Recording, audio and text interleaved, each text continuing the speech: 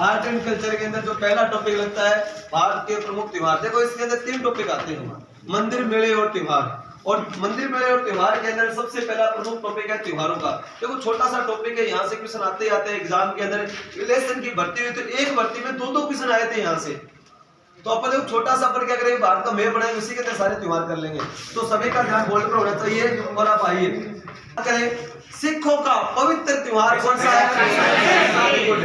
वैसाखी। तो देखो बच्चों, सिख धर्म के अंदर, सिख धर्म का फाउंडर कौन है, संस्थापक कौन है? गुरु नानक देव जी। सिख धर्म में कुल कितने गुरु हैं? 10 गुरु। पहला गुरु गुरु नानक देव जी, अंतिम गुरु गुरु गोविंद सिंह जी।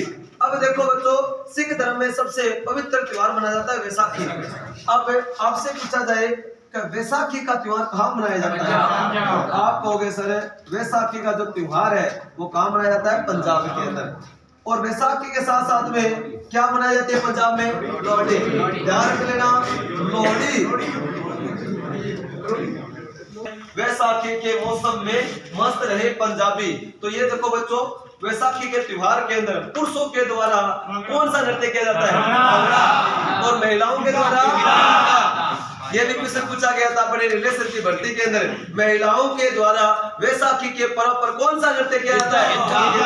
तो वैसाखी और लोहड़ी का पर्व कहाँ मनाया जाता है?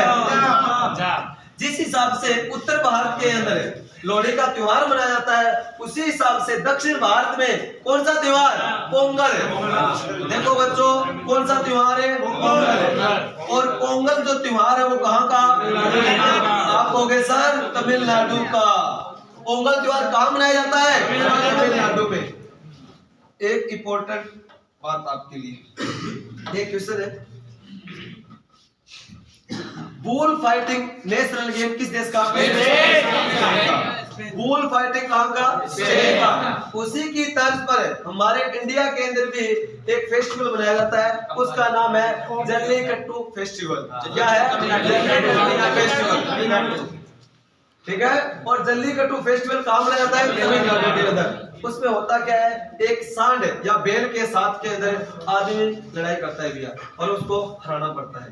तो पीछे भारत सरकार के द्वारा एक अधिनियम पारित किया गया था, एक एक्ट आया था। उस एक्ट में क्या था? Wild life protection act. भारतीय वन्य जीव जंतुओं की सुरक्षा के लिए और संरक्षण के लिए उनको कोई तंग नहीं करे, ठीक है, कोई आए नहीं, उनको मारे नहीं, उनको बचाने के लिए भारत सरकार ने एक अधिनियम पारित किया गया था। कौन सा? भारतीय वन्य जीव संरक्षण अधिनियम 1972। ठीक है भैया। उसी के तहत भारत सरकार ने कहा कि आप इसके अंदर किसी बैल को आप क्यों परेशान कैसे कर सकते हो आप? क्योंकि जब लड़ाई होती है तो भैया क्या होता है, बैल की भी चोट आ जाती है, कई बार व्यक्ति की भी चोट आ जाती है, ये लफड़ा रहता है। तो उस चक्कर के अंदर वहां पर अपने कोर्ट के द्वारा ये बंद करवा दिया गया। लेकिन भैया ये चले गए कहां पर? सुप्रीम कोर्ट के अंदर। कोर्ट तमिलनाडु वाले। आप ऐसे कैसे बंद करवा सकते हो? आर्टिकल 25 क्या छूट देता है हमें? ये हमारा धार्मिक फेस्टिवल है, ये हमारा रिलीजन फेस्टिवल है, हमारा धार्मिक उत्सव है। आर्टिकल 25 हम किसी भी धर्म के क्या कर सकते हैं? प्रचार प्रसार कर सकते हैं, अपना सकते हैं। ये चीजें भी धार्मिक अंतःकरण की पवित्रता आर्टिकल 25 हमें प्रदान करता है। तो फिर सरकार ने कहा यार ये भी बात सही है उनकी, तो हमारे क्या हो रहे हैं? मौलिक अधिकारों का हनन हो रहा है, आप कैसे रोक सकते हो? तो फिर सरकार के द्वारा वापस उसको शुरुआत करने का आदेश दे दिया गया। लेकिन कहा गया ध्यान रखियो यार, थोड़ी लग ना जाए, ठीक है। तो ये चीजें दिया। तो आपसे क्वेश्चन पूछा जाए जल्लीकट्टू फेस्टिवल कहाँ मनाया जाता है? तो जल्लीकट्टू फेस्टिवल या जल्लीकट्टू उत्सव तो कहाँ मनाया जाता है? आपके साथ तमिलनाडु में, तमिलनाडु के अंदर। अब अपन आगे बात करते हैं। देखो जिस हिसाब से अपने पूरे भारत के अंदर दीपावली का त्योहार मनाया जाता है, उसी हिसाब से केरल राज्य के अंदर कौन सा त्योहार? कौन सा भैया? ओणम। और ओणम जो पर्व भी है वो कहां पर है? केरला के अंदर। देखो आपको सर ये ओणम त्योहार किसकी याद में मनाया जाता है? तो ध्यान रख लेना, किसके? राजा बलि की याद में। आपको वैसे राजा बलि कौन थे? ये राजा बलि आपने प्रहलाद भगत का नाम सुना है? नहीं सुना? हिरण्यकश्यप है। तो जो हिरण्याक्ष राजा था और प्रहलाद उनका बेटा था, और हिरण्याक्ष जो राक्षस था वो क्या कहता था? मैं ही हूँ भगवान। कौन है ये? विष्णु भगवान। सब कुछ क्या हूँ? मैं ही हूँ। मेरे को अपनी नगरी में क्या कहा? मुझे ही भगवान माने। तो उसका जो बेटा था प्रहलाद ने कहा पापा आप भगवान नहीं हो, भगवान तो क्या है, विष्णु है, भगवान तो हरि है, वो तो कण कण में समाये हैं। तो उनको मारने का बहुत ज्यादा प्रयास भी किया था, किसने, हिरण्यकश्यप के द्वारा। देखो आपको पता है होली का त्योहार मनाते हैं, होलिका दहन, ठीक है ना। प्रहलाद भगत को जो होलिका थी उसको वरदान मिला हुआ था कि अग्नि में वो जलेगी नहीं, एक अस्त्र मतलब एक ओढ़ने का वस्त्र मिला हुआ था, जो अग्नि में बैठ जाए ना तो आग नहीं लगती है बच्चों। तो जिस आपने वो सारी कहानी सुनी ठीक है होलिका त्योहार की, उसी प्रकार से अपने हिरण्यकश्यप का जो वध किया था भगवान विष्णु ने, उसका उनका पोता कौन था, राजा बलि थे भैया। और देखो भैया राजा बलि के कौन थे, सुपुत्र कौन है, सॉरी प्रहलाद कौन थे, राजा बलि के पोते थे। और वो क्या करवा रहे थे, देखो एक अपने धार्मिक ग्रंथों के अंदर उल्लेख है कि जो भी व्यक्ति 100 अश्वमेध यज्ञ कर लेता है उसको क्या मिलता है, इंद्र का सिंहासन, स्वर्ग लोक का राजा बन जाता है वो। जब राजा बलि ने 99 अश्वमेध यज्ञ पूरे कर लिए थे और जब 100वां अश्वमेध यज्ञ कर रहे थे, कौन है, राजा बलि, तो भैया चिंता किसको होगी, इंद्र को, इंद्र भगवान को। अब इंद्र भगवान को चिंता होगी, क्यों, स्वर्ग लोक के तो वही देवता है, ठीक है ना। तो अब उनको चिंता हुई और वो कहाँ गए, विष्णु भगवान के पास। उन्होंने कहा प्रभु आपने वचन दिया था क्या, कि जब देवताओं पर संकट आएगा तो आप हमारा साथ दोगे। आज राजा बलि 100वां अश्वमेध यज्ञ कर रहा है, अगर वो संपन्न हो गया तो मेरी राजगद्दी तो जो इंद्र का सिंहासन है या स्वर्ग लोक है उस पर राज किसका हो जाएगा, राक्षसों का हो जाएगा। तो हम कहाँ जाएंगे, धरती पर तो पता ही आप लोग, राक्षस जब यहाँ पहुंच जाएंगे तो सब कुछ क्या कर देंगे, खत्म कर देंगे, तहस नहस कर देंगे। तो आप प्लीज प्रभु हमारी रक्षा कीजिए। तो विष्णु भगवान ने कहा टेंशन मत लो, मैं हूं ना, मैं कुछ करता हूँ। तो अब विष्णु भगवान क्या हुआ, एक वामन का अवतार लेकर गए थे, कहां पर, जहां पर राजा बलि क्या कर रहे थे, यज्ञ कर रहे थे। यज्ञ देखो बच्चों ये कब संपन्न होता है, जब यह सभी ब्राह्मणों को भोजन कराकर और उनको इच्छा, जो उनकी इच्छा हो ना, जो मांग ले अपनी इच्छा से, जो सारी दान देकर और फिर खाना खाए ना, तब वो यज्ञ पूरा संपन्न माना जाता है। अब क्या हुआ, जो बेले पाठ वगैरह वो तो सारे हो गए थे, फिर क्या हुआ, ब्राह्मणों की बारी आई, ब्राह्मणों को भोजन करवाया। ब्राह्मणों को भोजन करवाने के बाद में क्या होता है, ब्राह्मण अपनी इच्छा से क्या मांगते हैं, कुछ उपहार के तौर पर चीज देते हैं बच्चों, और वो राजा उनको जो मांगता है वो देना पड़ता है, तभी वो एक संपन्न होता है। और राजा क्या करता है, प्रतिज्ञा लेता है कि जो आप मांगोगे मैं वो दूंगा। उसी प्रकार से जब राजा बलि के सामने कौन आए, उसी यज्ञ के अंदर भगवान विष्णु वामन का अवतार लेकर आए, वामन मतलब छोटे ब्राह्मण का रूप बनाकर आए। और भैया देखो आपसे पूछा जाए कि राक्षसों के गुरु कौन बच्चों, शुक्राचार्य जी। शुक्राचार्य जी किसको मानते थे, आप कहोगे सर भोले बाबा को, शिव भगवान की पूजा करते थे, ठीक है बच्चों। देखो अपने शिव जी की पूजा करते थे, कौन है, शुक्राचार्य जी। वो क्या कहते थे कि प्रभु सभी जो भगवान है ना वो भी क्या करते हैं, भेदभाव करते हैं, सिर्फ आप नहीं करते हो, क्योंकि ये देवताओं को ज्यादा चाहते हैं। और ये देखो आप कहोगे सर भगवान ने सबको बनाया है, देवता और दानवों को, तो बेटे तो आपके हुए ना सारे, तो आप जब वरदान की बात आती है तो आप हमारे साथ भेदभाव कर जाते हो। ये क्या हुआ, तो मैं किसकी तरफ जाऊंगा, मैं राक्षसों की तरफ जाऊंगा। तो शुक्राचार्य जी किसकी तरफ चले गए, राक्षसों के। तो राक्षसों के गुरु कौन कहलाए, शुक्राचार्य जी। अब शुक्राचार्य जी क्या हुए भैया, उस यज्ञ करवा रहे थे, मेन वही थे। अब जब शुक्राचार्य जी बहुत भक्ति करते थे भगवान की, तो पहले पहचान गए किसको, विष्णु भगवान को, क्योंकि वो बच्चे का रूप लेकर आए थे। वो जब पहचान गए उसने बोला, ओए राजा बलि क्या कर रहा है तू, इसको निकाल दे, ये कौन आया, ये विष्णु आया है, ये सब कुछ हरने आया है तेरा, इसको निकाल इस यज्ञ से। उसने कहा गुरुजी इनको अपने ब्राह्मण का रूप लेकर आए तो कोई बात नहीं है, और खाना तो खिलाई दिया गया है और उनको जो मांगे वो दे देंगे, इसमें क्या है। कह अगर भगवान मेरे द्वार पर मांगने आ गया तो उससे बढ़िया मेरे को चाहिए क्या है। अरे पागल, ये मांगने नहीं आया है, ये सब कुछ हर के चला जाएगा तेरा, तू समझ इस बात को।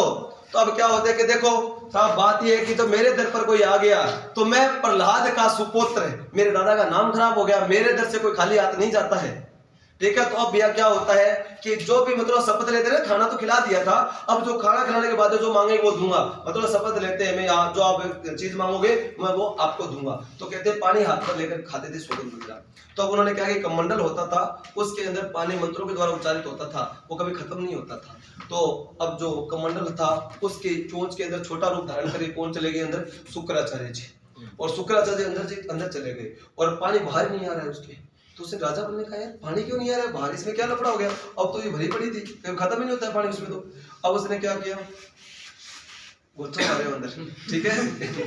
तो अब क्या हुआ, अब वो टक्कर वो किसके लगी, शुक्राचार्य के माथे में लगी। शुक्राचार्य भाजो रहे हैं, ओ कहीं लफड़ो मारा रहा, ठीक कौन छोटा है, अरे पागल तू गुरु की बात को नहीं मानता है, जा तेरा सब कुछ नष्ट हो जाए। अब गुरु ने श्राप और दे दिया, कहा गुरु जी आपके आदेश का पालन हो। अब वो गुरु तो गुरु होता है बच्चों।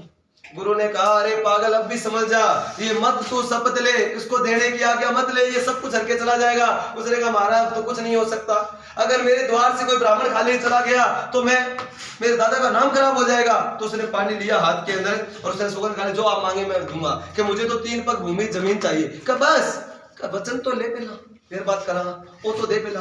कहा चलो ठीक है। उसने जल में हाथ में जल लेकर कहा मैं सुपुत्र प्रहलाद का पोता राजा बलि सौगंध खाता हूँ, जो आप मांगोगे मैं 3 पग भूमि देने का वचन देता हूँ। कहते हैं कि वामन अवतार भगवान विष्णु ने अपना रूप बढ़ाया और कहते हैं कि एक पाँव के अंदर, एक पग के अंदर पूरी पृथ्वी लोक को नाप लिया, दूसरे में पूरे ब्रह्मांड को नाप लिया। इतने में बोले राजा बलि अब बता तीसरा पाँव कहाँ रखूं। अब एक बता, माथा रुको तो शरीर कर। बात क्या होता है, वचन भरे थे 3 पाँव भूमि के, अगर वचन पूरे नहीं किए तो यज्ञ पूरा नहीं होगा। और अब मतलब ये बताओ जगह कहाँ बची है, कुछ बची नहीं। अब उसने कहा प्रभु एक आपसे बात पूछना चाहता हूँ, अगर आप परमिशन दो तो, अनुमति है तो आपसे कुछ पूछ लूं। उसने कहा पूछो राजा बलि। उसने कहा प्रभु एक चीज का जवाब दे दीजिएगा कि दान बड़ा होता है या दानी बड़ा होता है, क्या दान की वस्तु बड़ी होती है या दान देने वाला बड़ा होता है? बताओ बच्चों, दान देने वाला। तो बस भगवान ने भी यही कहा था, और क्योंकि छोटे बच्चों में तो भगवान बसते हैं, ठीक है। तो अब देखो बच्चों क्या कहा भगवान ने, क्या दानी बड़ा होता है राजा बलि। तो उसने कहा प्रभु मैं आपको समर्पित हूँ, आप तीसरा पाँव मेरे ऊपर रखिए। तो क्या हो गया, बलि की वचन भी पूरे हो गए। उसने कहा वाह भाई वाह राजा बलि, तूने तेरे वचन पूरे किए हैं, तूने अपने दादा का नाम सुपुत्र मतलब प्रहलाद का पोता, तूने नाम उनका रोशन किया है। आज से मतलब फिर तो भगवान के अधीन हो गया, वो तो अपने अधीन हो गया। उसने कहा जा तेरे को पाताल लोक का देवता बनाया, जब तक ये धरती रहेगी तब तक तू राज करेगा।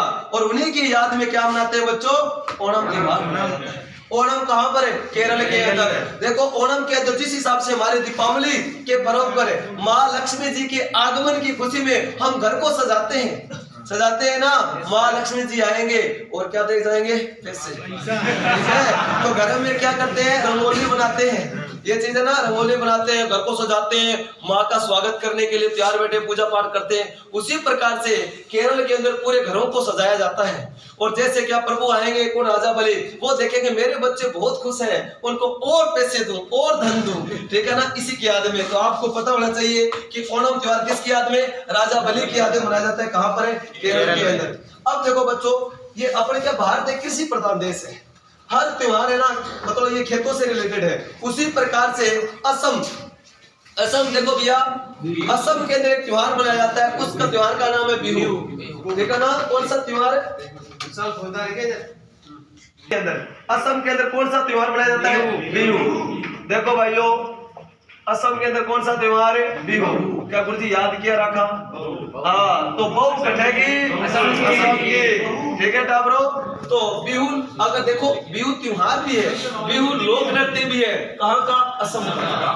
मोस्ट इम्पोर्टेंट क्वेश्चन है। और बिहू त्योहार साल में 3 बार मनाया जाता है, क्योंकि 3 ये किसानों का त्योहार है। मतलब लगभग भारत में त्योहार क्या किसानों की है, ये जो लोहड़ी मनाया जाता है वैसाखी त्योहार किसानों का ही है। तो आप कहोगे सर बिहू त्योहार साल में 3 बार मनाया जाता है भैया, और कहाँ का है बिहू, असम का। अब देखो फसल कटने के उपलक्ष्य के अंदर ये चीज है। अब बात करें पर एक बहुत ही मोस्ट इम्पोर्टेंट, आपको पता होगा भारत के जो 4 धाम यात्रा है, और 4 धाम यात्रा में एक मंदिर आता है, उस मंदिर का नाम है जगन्नाथ। जगन्नाथ मंदिर कहां पर है, उड़ीसा। देखो बच्चों पूरी उड़ीसा के अंदर है, और उसकी क्या है, रथ यात्रा। तो बहुत ही फेमस है ये क्वेश्चन, तो रिलेशन की भर्ती में आया था कि क्या रथ यात्रा कहाँ की फेमस, वेरी गुड। रथ यात्रा कहाँ की फेमस है, पूरी उड़ीसा की। रथ यात्रा कहाँ की? पूरी उड़ीसा की। एक और बात करते हैं, पर अभी एक एग्जाम के अंदर भर्ती लगे थे, वैसे उसी में एक क्वेश्चन पूछा गया। क्वेश्चन क्या था आपसे? क्वेश्चन है पहला तो मेरा, भारत का हुसैन बोल्ट किसे कहा जाता है? मिल्खा सिंह। नहीं, वो तो क्या है? फ्लाइंग सिख है।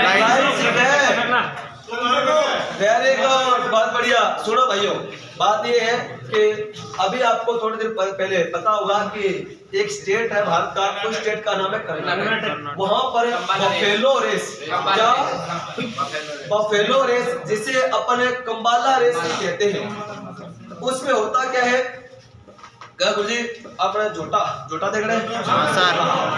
भैंस को छोड़ो, पाटियो मोटो हो गए झोटो, ठीक है नहीं? अब देखो डामरो, उसको क्या है, एक कीचड़ मतलब कादा के अंदर रेस कराई से दौड़ाई से। जो मालिक होता है ना, वो झोटा होता है, जो पटा, उसके गले के अंदर क्या रस्सी डाल दी जाती है और वो पकड़ लेता है, और फिर वहां पर क्या दौड़ होती है। समझ में आ गई कहानी? और वो दौड़ 100 मीटर की, 110 मीटर की थी, और वहां पर दौड़ाया गया था। हुसैन बोल्ट का रिकॉर्ड क्या है? 100 मीटर दूरी 9.58 सेकंड में पूरी की थी।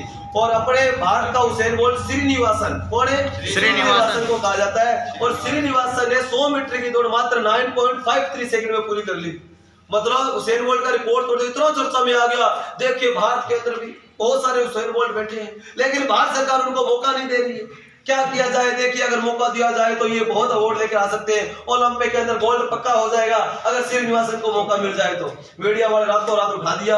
और उस समय हमारे खेल मंत्री कौन थे? किरण रिजिजू ने सोचा यार गड़बड़ हो गई है, तो उसको उठाओ, कर्नाटक के अंदर भेजे, उठाओ ले भाया, तो दिल्ली ले आओ। और उसको क्या दिल्ली लाया गया। फिर को कहा दौड़ भाई, और फिर वहां पर ग्राउंड था, ग्राउंड में दौड़ाया। लेकिन भैया श्रीनिवासन भाई तो पीछा है। उन्होंने कहा यार ये क्या बात हुई? उन्होंने कहा साहब बात टाइम की होती है। कैसे बात? सर बात ये है कि वहां पर तो उन्होंने कहा कि वहां पर तो आप किचन में दौड़ते थे, यहाँ पर तो आपको रोड पर दौड़ाया, फिर भी ये क्या हुआ? उन्होंने कहा सर बात कुछ और होती है वहां के, क्या कि सर वहां पर जो भैंसे दौड़ते हैं ना, उनके सींग होते हैं इतने लंबे, ठीक है ना सर? डर लगता है पीछे से कोई, ठीक है? तो इस कारण क्या होता है, भाग जाते हैं तेजी के साथ में। दूसरी बात सर, मान लीजिए कि आप बच्चों थारा पीछे कुत्तो लाग जाए कोई, ठीक है, तो फिर 7 फीट की दीवार भी छोटे लगे नहीं ऊपर का, तो जब बस यही होता है। तो डर के मारे इतनी तेजी के साथ गए थे। अब भैया क्वेश्चन आगे अपने के बफेलो रेस या फिर कंबाला रेस कहाँ की? कर्नाटक। कंबाला रेस या फिर बफेलो रेस कहाँ की बच्चों? कर्नाटक की। तो अब देखो बच्चों, ओणम त्योहार केरल। पोंगल तमिलनाडु। जल्लीकट्टू फेस्टिवल, रथ यात्रा उड़ीसा। और कंबाला रेस, बैसाखी, पंजाब। लोहड़ी, बिहू। ठीक है बच्चों, कुछ और त्योहार है वो अपन देखेंगे, ठीक है।